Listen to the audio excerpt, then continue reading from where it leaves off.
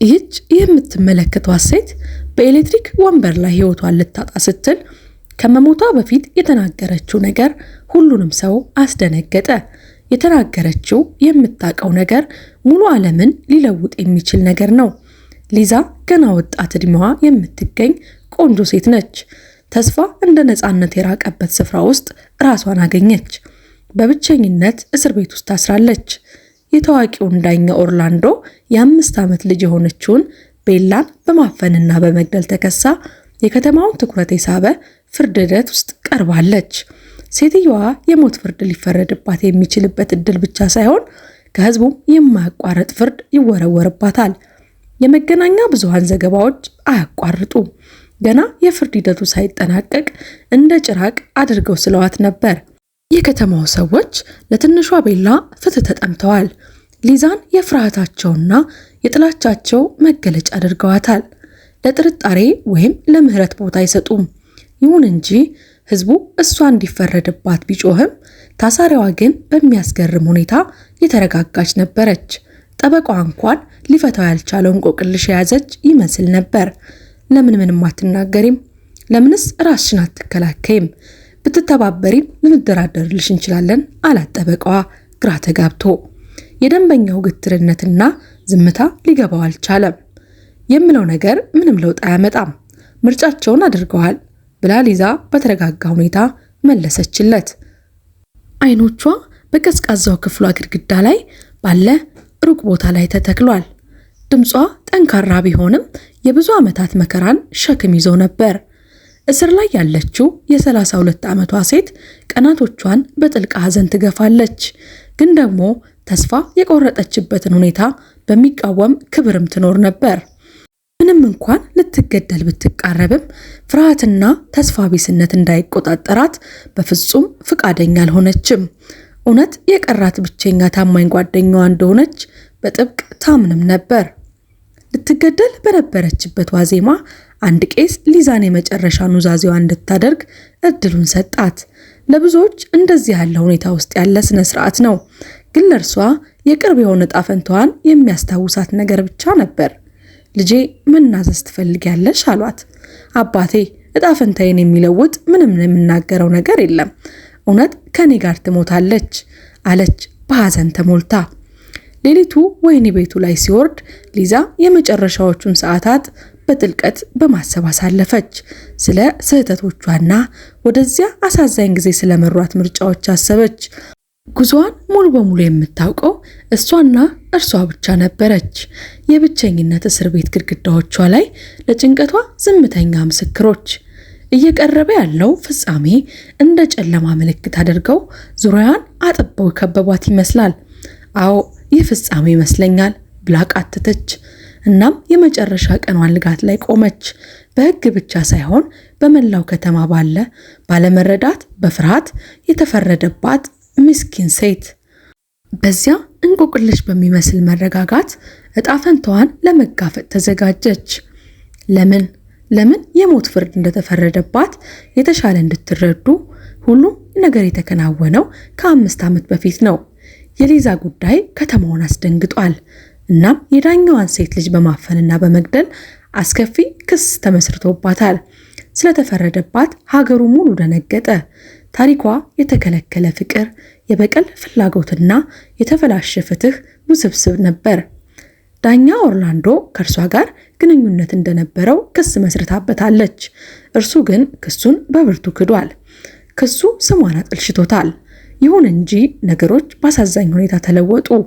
አንድ አሳዛኝ ቀን ላይ የዳኛው ሚስት ከ3 ዓመት ልጃቸው ቤላ ጋር ወደ ቤታቸው ሲመለሱ ሊዛ አደጋ ደረሰችባቸው። ይህም በሚስቱ ሞትና የልጁ መታፈንን አስከትሏል። ከተማዋ በፍትህ ጩኸት ተሞላች። ሁሉም አሳዛኙን ክስተት በፈጸመው ወንጀለኛ ላይ ባለው የጋራ ቁጣ ተቀጣጠለ። በራሷ ቤት ውስጥ የተያዘችው ሴት ለፍርድ ቤት ቀረበች። ምንም እንኳን በብርቱ ብትክድም ሁሉም ማስረጃዎች በእሷ ላይ የሚያመላክቱ ይመስሉ ነበር። የጥፋተኝነቷ ውሳኔ የማይናወጥ ነበር። ተፈርዶባት ወደ እስር ቤት ተላከች። በሚቀጥሉት 5 ዓመታት በብቸኝነት አሳለፈች። ይህ ተጨማሪ ቅጣት ራሱ በዳኛ ኦርላንዶ የተወሰነ ነበር። ከሌሎች እስረኞች ጋር ምንም አይነት ግንኙነት እንዳትፈጥር እናም ማንኛውንም አይነት ርህራሄ ወይም እርዳታ እንዳታገኝ ታስቦ የተደረገባት ነገር ነው። የሊዛ ህይወት በወህኒ ቤት ውስጥ በብቸኝነት በተስፋ መቁረጥ የተሞላ ነበር። ከጊዜ በኋላ የሰላም ስሜት ሳይሆን የማይቀር የሚመስለው ዕጣ ፈንታዋን ከመዋጋት የድካም ስሜት ተሰማት። ከዚያም ልትገደል በነበረችበት ዋዜማ ቄሱ ከጎበኟት ከሰዓታት በኋላ አንድ ያልተጠበቀ ገጠመኝ አስቀድሞ ለነበረው ጨለማ ህይወቷ አዲስ ስቃይ ሊጨምርባት የተፈጠረ ነገር አለ። ኦርላንዶ ለመከራዋ ማዕከል የነበረው ሰው ክፍሏን ጎበኛት። እርሷም በሚሊዮን የሚቆጠሩ ስድቦችን በንዴት ከተናገረችውና ከሰደበችው በኋላ እርሱ በቀል በተሞላበት ፈገግታ እንዲህ አላት። ልክ እንደ ቤላ በሲኦል ውስጥ እንደምትበሰብሺ ተስፋ አደርጋለሁ። ቃላቱ ሊበላው በቻለ ጥላቻ የተሞሉ ነበሩ። ሊዛ ወዲያውኑ ደነገጠች። በቃላቱ መርዝ ምክንያት ለጥቂት ሰከንዶች እንቅስቃሴ አልባ ሆና ደርቃ ቀረች። ሲሄድ እየተመለከተቻቸው ብቻ ነበር። በማግስቱ ለመጨረሻ ጊዜ እንደሚገናኙ የሚገልጽ ጭካኔ የተሞላባት ቃል ኪዳን ትቶላት ሄደ። ያ ጊዜ ሴትየዋን በሐዘኗ ይበልጥ ብቸኛ አደረጋት። ከቅርብ ከሆነ ግድያዋ በተጨማሪ እውነተኛ የሆነ ስቃይ፣ የምትመካበት ነገር የማይናወጥ ጥላቻ እንደሆነ አስታወሷት። በማግስቱ ሊዛ ለመተኛት ፈጽሞ አልቻለችም። ሌሊቱ በተስፋ መቁረጥ የተሞላ ረጅም ሌሊት ነበር። እያንዳንዱ ደቂቃ በቅጣቱ ክብደት እየተጓተተ ከዳኛው ጉብኝት በኋላም ልክ እንደ ቤላ በሚለው ቃል ተሞልቷል። ከብዙ ሐሳብ በኋላ ዕጣ ፈንታዋ እውነታ ልቧን በከባድ ወጋት። ጠባቂዎቹ ሊወስዷት ሲመጡ የመትረፍ ስሜቷ እንድትጮህ አስገደዳት። የማይቀረውን ነገር እንድትክድና ትርጉሙን እንደረሳች በሚመስል ሁኔታ ዓለም ውስጥ ለፍትህ እንድትጮህ አደረጋት። አይሆንም፣ እርሱ እየዋሸ ነው፣ ጉዳዩን ማቆም አለባችሁ ብላ ጮኸች። ግን ቃላቶቿ በቅጣቷ ተዋጡ። ጠባቂዎቹ ወደ ግድያ ክፍሉ ጎትተው ወሰዷት። እናም በአንድ ደቂቃ ውስጥ ሊዛ በጉጉት በተሞሉ አይኖቿ ተከበበች። የፍትህ ጥማት ያላቸው ወይም ምናልባት አሳዛኝ ታሪክ የመጨረሻ ትርኢት ብቻ የሚፈልጉ ምስክሮች ትንሿን ቦታ ሞሏት። በመጨረሻም ለወንጀልሽ ትከፍያለሽ፣ አንቺ ነፍሰ ገዳይ፣ አንዳንዶች በሹክሹክታ ተናገሩ። በኤሌክትሪክ ወንበር ላይ ስትታሰር የመጨረሻዋ ጊዜ እየቀረበ መምጣቱ ተስፋ መቁረጧን በእጅጉ ጨመረው። ውጥረቱ ክፍሉን ሞልቶ ነበር። ሴትየዋን ለግድያ ሲያዘጋጁ የጉጉትና የሽብር ድብልቅ ነበር። በእሷ ላይ ያፈጠጡ አይኖች እያንዳንዱ እይታ ክብደቱ ሊሰማት ይችላል። እያንዳንዳቸው የሚፈርዱባት የፍርድ ውሳኔ የሚያስተጋቡ ይመስል ነበር። ሁሉም ነገር ዝግጁ ሲሆን በዚህ ስሜቶች ማዕበል ውስጥ ግድያውን የሚመራው ጠባቂ የመጨረሻውን የስንብት ክብደት የያዘ ጥያቄ ጠየቀ። የመጨረሻ ቃልሽን መናገር ትፈልጊያለሽ? አዎን እፈልጋለሁ አለች ሊዛ። በውስጧ ያለው ፍርሃት ቢኖርም ድምጿ ጠንካራ ነበር። ከዚያም ከስቃዩ ውስጥ እንኳን ተመልካች ወንበር ላይ ተቀምጦ ያለውን ዳኛ የረካ ፈገግታ ተመለከተች። ያ ፈገግታ ለረጅም ጊዜ የደበቀችውን እውነት ለማሳወቅ ለመግለጥ ያልተጠበቀ ጥንካሬ ሰጣት። አሁን እኔም ብትገሉኝ ስለ ትንሿ ቤላ ታፍና ስትወሰድ የነበረው እውነት ከኔ ጋር ይዤው ሞታለሁ። እርሷ የት እንዳለች አውቃለሁ፣ ምክንያቱም እኔ እናቷ ነኝ። እሷ በሕይወት አለች። እናም ላረጋግጥላችሁ እችላለሁ።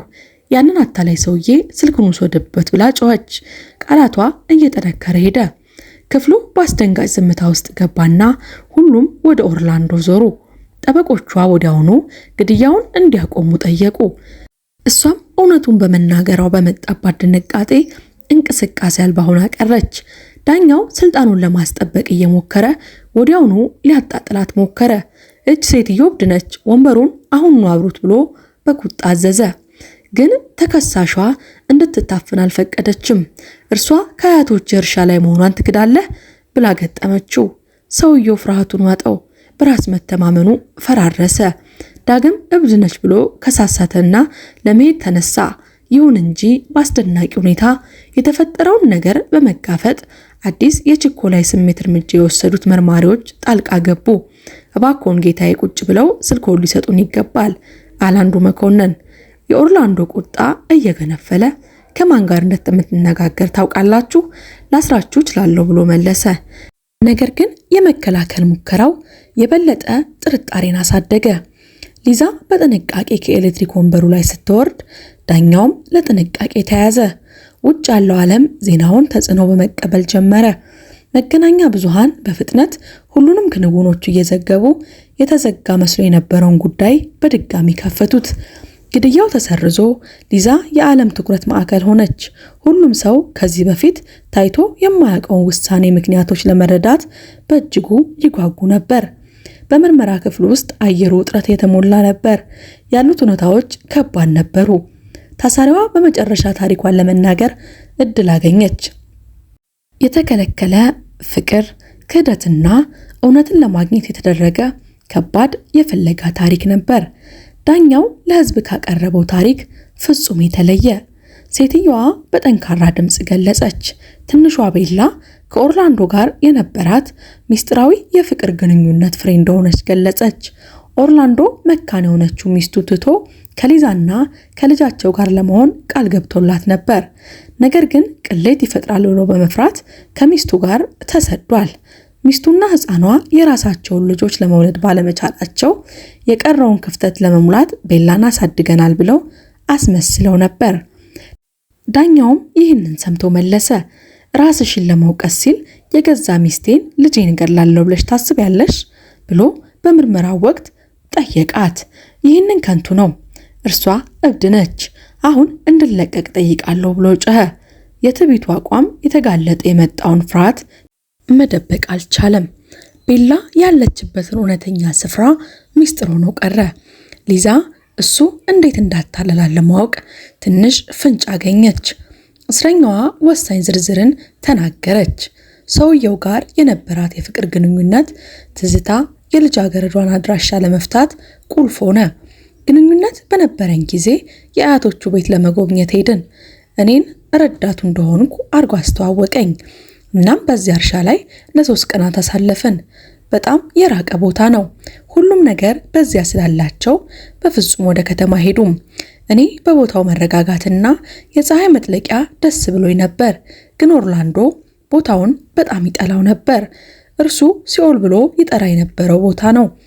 ከቀኑ 9 ሰዓት ተኩል ላይ ዳኛው ግድያ በሚፈጸምበት ዋዜማ ሊዛ ልክ እንደ ቤላ በሲኦል እንደምትገኝ የመገኘቱን ቃል ሚስጥር ነው። ሴትየዋ ሁሉንም ነገር አገኘችው። ሰውየው ባለማወቅ የልጁን መደበቂያ ቦታ እንደገለጸላት ተገነዘበች። ዳኛውም ክሱን ለማጣጣል ሞከረ። የቤላ አያቶች ከዓመታት በፊት እንደሞቱና የሊዛ ክሶች የተረበሸ አእምሮ ውጤቶች ብቻ ናቸው ሲል ገለጸ። ይሁን እንጂ በሴትየዋ ድምፅ የነበረው ጽናትና የተከራከረችበት የማያዳግም ምክንያት ባለስልጣናቱ ጉዳዩን ለመመርመር እንዲወስኑ በቂ ጥርጣሬ ፈጠነላቸው። ዝም ብላችሁ ሂዱና ታያላችሁ፣ ማንም ሰው እንዲደውልበት አትፍቀዱ፣ አለበለዚያ ግን ቤላን ወደ ሌላ ቦታ ያስወስዳል ብላ እስረኛዋ በችኮላ ሁሉንም ሰው አስጠነቀቀች። የፖሊስ አዛዡ አሁን በጉዳዩ ላይ ሊፈጠር በሚችለው ጉዳይ በዞር ምክንያት ዳኛው እንዳይንቀሳቀስ አዘዘ። አንድ የፖሊስ ቡድን እርሻውን እንዲያጣራ ተላከ። መገናኛ ብዙሃን ለእያንዳንዱ ክንውን ቢጓጉም ባልተጠበቀ ሁኔታ ግን ተናደዋል። ሊዛ ስለ ቤላ መገኛና ጤንነት የሰጠችው አስደንጋጭ ክስ እውነት መሆንና ለመሆኑን ለማወቅ ዓለም ሁሉ ዝም ብሎ ክስተቱን ይከታተላል። በሚቀጥሉት ጥቂት ቀናት ውስጥ በተደረገ ምርመራ ማንም ሊገምተው ከሚችለው በላይ አስደንጋጭና ትክክለኛ ነገር ተገኘ። ኦርላንዶ በፖሊስ ጣቢያ ውስጥ በጥብቅ ክትትል ስር በማድረግ ጣልቃ ለመግባት ማንኛውንም ሙከራ ለማስወገድ ባለስልጣናቱ ሊዛ ወደ ጠቀሰችው የሩቅ እርሻ ሄዱ። እውነት ሊገኝ የሚችለው እዚያ ብቻ ነበርና በተጠቆመው ስፍራ ሲደርሱ አሁንም የ8 ዓመት የሞላት ቤላን ብቻ ሳይሆን የልጅ ልጇ አባትና እናት ትልልቆቹ 2 ባልና ሚስት አገኙ። ለፖሊስም ሁሉን ነገር አስረዱ። የልጅ ልጃቸውን ኦርላንዶ ከ5 ዓመት በፊት ቤላን ገና የ3 ዓመት ሕፃን እያለች በልጅነቷ ላይ አደጋ ተደቅኖባት በሚል ሰበብ እንዳመጣት ሁሉንም አስረዱ። ዳኛው አያቶቹ ቤላን በድብቅ እንዲያሳድጉ መመሪያ ሰጥቷቸው ነበር። ደህንነቷ ፍጹም ሚስጥራዊ ላይ የተመካና እዛው በሚስጥር እንድትኖር አድርጓል። ማንም ሰው እዚህ እንዳለች ካወቀ ይጎዳታል ብሎ በአጽንኦት ነግሯቸዋል። የዚህ የውሸትና የሙስና ድርድር ሲታወቅ ህዝቡን አስደነገጠ። አንድ ጊዜ የተከበረና የፍትህ ምልክት ተደርጎ ይቆጠር የነበረው ዳኛ ሰው አፍኖ ወሰደ። ፍትህን አዛብቶና ሊዛን ለወንጀልና የራሱን አስከፊ ድርጊቶች ለመደበቅ ከሞከረው ሙከራ ጋር በተያያዘ በሌሎች ወንጀሎችም ተከሶ ለ30 ዓመታት ጽኑ እስራት ተፈረደበት። ምርመራዎቹ እንዳጋለጡት በዛን ቀን ሚስቱ መኪና እየነዳች ከነበረው እንስሳት ለመራቅ ስትል መኪናዋ ዛፍ በመምታቷ በደረሰባት አሳዛኝ ሞት ተጠቅሞ ቤላን እንድትጠፋ አደረጋት። ማስረጃዎቹ የእርሱን እመቤት ወይም ሚስት እንደ ወንጀለኛ አድርገው የሚያሳዩ አርጎ አዘጋጅተውታል። አስከፊ እቅዱን ከጋብቻ ውጪ የነበረውን ግንኙነት እንደምትገልጽ ያስፈራራችውን ሴት ማስወገድ ብቻ ሳይሆን ያለፈውን ውስብስብ ህይወትን ትቶ አዲስ የህይወት ምዕራፍ ለመፍጠር ነበር። ሊዛ በመጨረሻ ከሁሉም ክሶቿ ነጻ ስትለቀቅ አንድ ጊዜ እንዲፈረድባት የጠየቀው ህዝብ ሁሉ በጭብጨባና በፎይታ በእንባ አቀባበል አደረገላት። ሰዎችም እባክሽን ይቅር በይኝ ሊዛ ብለው ምህረትን ለምነዋታል። ታሪኳ አሁን ሙሉ በሙሉ ውስብስብነቱና አሳዛኝነቱ ተረጋግጧል።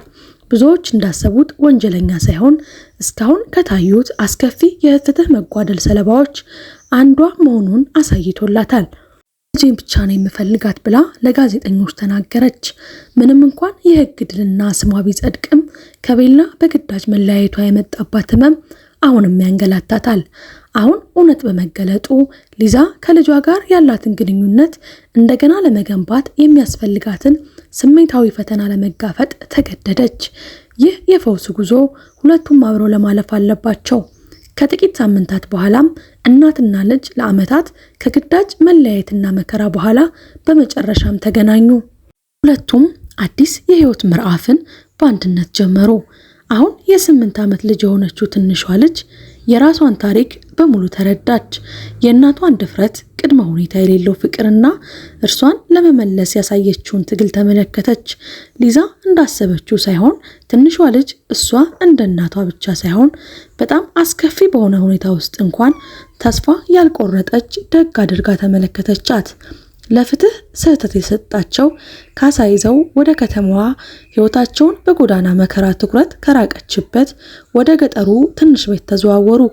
የቤቱ ተፈጥሮ አረንጓዴና በአዕዋፋት ዝማሬ የተከበበ ሁለቱም የናፈቁትን አዲስ የህይወት ጅምር ይወክላል። ቤላ ከብጥብጥ ያለፈ ህይወቷ ጥላዎች ርቃ የምታድግበትና የምታብብበት ቦታ ነው። ግን በዚህ አዲስ ጉዞ ላይ ብቻቸውን አልነበሩም። በሙሉ ፍቅርና በጥንቃቄ ያሳደጓት አዛውንት ባልና ሚስት ተቀላቀሏቸው። እንደ አንድ የተባበረ ቤተሰብ የመኖር ውሳኔ ተፈጥሯዊ ነበር። ከሁሉም በላይ ልጅቷን በሙሉ ፍቅር ያሳደጓት እነርሱ ነበሩ። አሁን አስፈላጊ የሆነው ነገር አብረን መሆናችን ነው። እናም ከእንግዲህ ምንም ነገር ሊለየን አይችልም አለች ሊዛ። ፀሐይ ስትጠልቅ ወርቃማውን አድማስ እየተመለከተች ልጇን ጥብቅ አድርጋ አቅፋ። የንጹህ ደስታ ጊዜ ነበር። ካለፈችበት አስከፊ የሽብር ክስተትና ከነርሱ ለመለየት የሞከረው ሙከራ ላይ ያገኘችውን ድል ምልክት ነው። ስለዚህ በአዛውንቱ ባልና ሚስት ፍቅርና በእርሻው መረጋጋት ውበት ተከበው እናትና ልጅ ህይወታቸውን እንደገና ገንብተውታል። በአንድነት ያለፏቸውን ጠባሳዎች አሸንፈው ወደፊት በብሩህ አመለካከትና በደስታ ሁሉንም ይጠብቃሉ። የሊዛና የቤላ ታሪክ በህመም በፍትህ መጓደል የተሞላ ቢሆንም የተስፋ የቤዛነትና የቤተሰብ ፍቅር ታሪክ ሆነ። ውድ የሀበናብ ክሮኒክልስ ቤተሰቦቻችን ይህንን ድንቅ ታሪክ እንደወደዳችሁት ተስፋ እናደርጋለን። ለዛሬ ያዘጋጀንላችሁ ፕሮግራም ይህንን ይመስል ነበር። ይህንንና መሰል ፕሮግራሞቻችንን በቻናላችን ገብታችሁ እንድትመለከቱ የአክብሮት ግብዣችን ነው። ቪዲዮውን ላይክ፣ ቻናሉን ሰብስክራይብ ማድረጋችሁን እንዲሁም ሌላ ጊዜ የምንለቃቸው ፕሮግራሞች ቶሎ ቶሎ እንዲደርሱ የደወል ምልክቷን መጫን አይርሱ። እኛ ከወዲሁ ተሰናበትን። ቸር ቆዩልን።